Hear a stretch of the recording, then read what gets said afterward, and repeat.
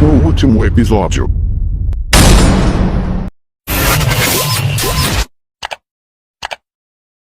Eu vou contar um pouquinho da minha história, né? Como você já deve estar vendo no título aí. A história de um bullying cristão, né? Vou tentar contar bem resumida, contar como que iniciou, como que eu conheci, como que eu ouvi falar de Deus, da igreja, e como que se desenrolou essa história. Então, quando até o dia de hoje a gente ficou junto, quando a gente começou ali no início do namoro ali, eu lembro que ela pegou e me colocou contra a parede.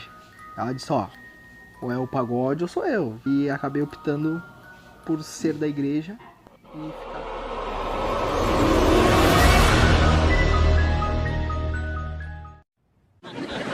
Então a gente acabou ficando junto. A Ná veio morar aqui. E aí veio uma mulher, que é junto com essa amiga da minha mãe, para fazer uma oração. Ela acabou dando, digamos assim, um estudo bíblico. Decidiram que ia ir para a igreja, porque era uma semana de oração, que não queria saber de igreja adventista. Então, essa irmã, ela teve que seguir o trabalho dela em outros lugares, mas ela convidou e pediu que o irmão da igreja continuasse dando estudo bíblico para minha família. Eu lembro que eu frequentava estudo só para fazer umas perguntas assim pro irmão, para ele não conseguir responder. E eu perguntava perguntas difíceis, e ele pegava e dizia, abre a tua Bíblia em tal texto. Eu ia certo. É a Bíblia que vai responder vocês. É a Bíblia que está falando com vocês. Não é o irmão. É a Bíblia. Decisão de ir nas duas igrejas. E orava para Deus, pedia para Deus nos ajudar a escolher, fazer a escolha certa para nós. Fazer a escolha que iria nos ajudar a ser salvos, a estar com Ele no céu. E agora? Chegou o momento ali que a gente teve um estudo sobre o batismo. E nesse momento, no final do estudo, o irmão fez as perguntas para nós ali. A gente se olhou e disse sim, a gente pretende se batizar. Quando? Então a gente decidiu marcar a data para o dia 29 de junho de 2014. Só que tinha um problema. A Tainá já morava comigo, mas a gente não era casado no papel.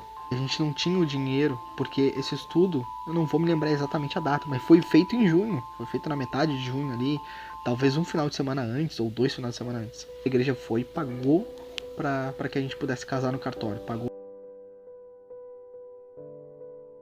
Casou no dia 20 de junho de 2014. O meu aniversário foi dia 26 de junho de 2014, ali eu fiz 19 anos. E dia 29 de junho de 2014 a gente se batizou, junto inclusive com a minha tia e com a minha prima. Eu lembro que depois do nosso batismo ali, os nossos sábados à tarde, os jovens eram bastante ativos, assim, eles faziam bastante programação, bastante envolvidos na missão. E a gente acabava se envolvendo junto com eles. Só que a gente não concluiu todos os estudos que a gente tinha para concluir. Então a gente tinha sábado que a gente fazia estudo, tinha sábado que a gente tava com jovens e a minha família tinha que continuar os estudos, então a gente perdeu alguns estudos e tudo mais. Ficou um pouco bagunçado para nós, mas graças a Deus os líderes da igreja, com o auxílio do Espírito Santo, conseguiram nos ajudar a nos organizar nessas questões aí. Depois que a gente passou por essa fase do estudo da Bíblia, da missão com os jovens, depois que deu uma acalmada, a gente sentiu muita dificuldade na mudança de rotina, principalmente a Tainá, mais do que eu, porque a Tainá tinha uma rotina da Assembleia que é mais emoção, mais, né? E a rotina da Adventista é mais razão, é mais estudo da palavra. Na hora dessa mudança de rotina a gente sentiu muita dificuldade. E a gente acabou esfriando, a gente acabou decaindo demais. A gente parou de estudar a Bíblia, a gente parou de orar, parou de jejuar. A gente até orava, mas muito pouco. Tipo, só antes de dormir. Muita coisa a gente acabou largando de mão, assim. A única coisa que a gente manteve foi escutar louvor. E chegou um momento que a minha mãe me chamou no quarto dela e disse, ó, do jeito que tá, vocês não vão ir pro céu. Só louvor não salva. Não adianta só ficar escutando música de Deus e não botar a vontade dele em prática na tua vida. Não conversar com ele, não buscar ele em oração, não estudar a palavra dele para ver o que ele quer de ti. Não vai adiantar. Só o louvor. Só o louvor não vai te salvar. Não vai salvar a tua família. Essa verdade que ela me disse fez bem para mim, porque eu entendi. O louvor não ia adiantar. Então a gente virou a chave, a Tainá e eu. A gente chegou, sentou, conversou e a gente viu que a gente estava errado, que do jeito que estava, Deus não estava se agradando. Então a gente fez alguns propósitos, a gente se organizou. A gente passou a acordar às 3 horas da madrugada para orar. A gente acordava 1 hora mais cedo para cultuar a Deus, para estudar a palavra dele, que a gente trabalhava, né? Então a gente acordava um pouco mais cedo para poder estudar a palavra dele. A gente trouxe Deus para nossa vida. A gente louvava ele, a gente escutava louvor, a gente orava o tempo todo, a gente estudava a Bíblia o tempo todo. Então as coisas começaram a mudar na nossa vida. E depois que a gente se colocou nas mãos de Deus, Deus nos abençoou, nos deu a honra de trabalhar na obra dele. A gente recebeu a oportunidade de trabalhar com os juvenis. Os juvenis na época eles já tinham passado um longo período com uma irmã da igreja, que a irmã era sensacional. E a gente ficou um pouco com medo porque é como se a gente fosse, como se um outro treinador fosse assumir o Flamengo hoje, que tá dando super certo com o Jorge Jesus, né? E a gente tava se sentindo mais ou menos assim naquela época, porque tipo, a gente vai assumir um cargo na igreja. Nossa, a gente vai pegar os juvenis que estavam com a irmã, que tava dando tudo certo.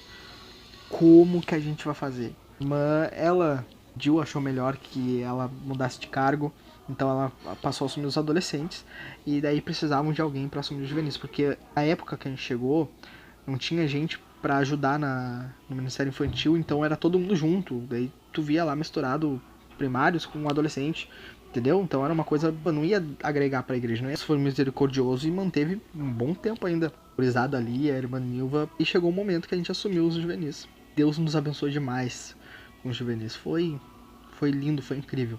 Tinha um prazer de passar a lição. As lições eram sensacionais, eram divertidas, eram dinâmicas. A gurizada, assim, tinha um carinho muito grande por nós e a gente era apaixonado por eles também. Eu sei que nunca me deixou, eu sei. Tinha muita vergonha, assim, de quando chegava um adulto e às vezes um líder da igreja chegava, entrava na sala e sentava. E ficava escutando, ficava vendo como que a gente trabalhava, sabe? E a gente ficava louco de vergonha, mas a gente seguia o baile. Seguia, toca a ficha aí, vamos lá. Deus conduzia. E eu lembro que a gente estava tão focado em Cristo que tinha situações que os juvenis perguntavam, você sabe como é que é criança, né?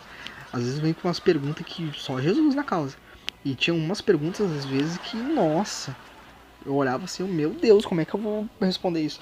E daí a gente começava, tanto a Tainá quanto eu, a gente começava a explicar com as nossas palavras, e no meio da explicação a gente lembrava de um verso da Bíblia que a gente leu, que fala sobre aquilo ali que a gente estava tentando explicar. A gente terminava a explicação, abre a sua Bíblia e tal, a gente ia lá e lia na Bíblia a resposta que a criança precisava ouvir. Então Deus estava nos usando, e isso era sensacional, isso era perfeito, sabe? Era demais.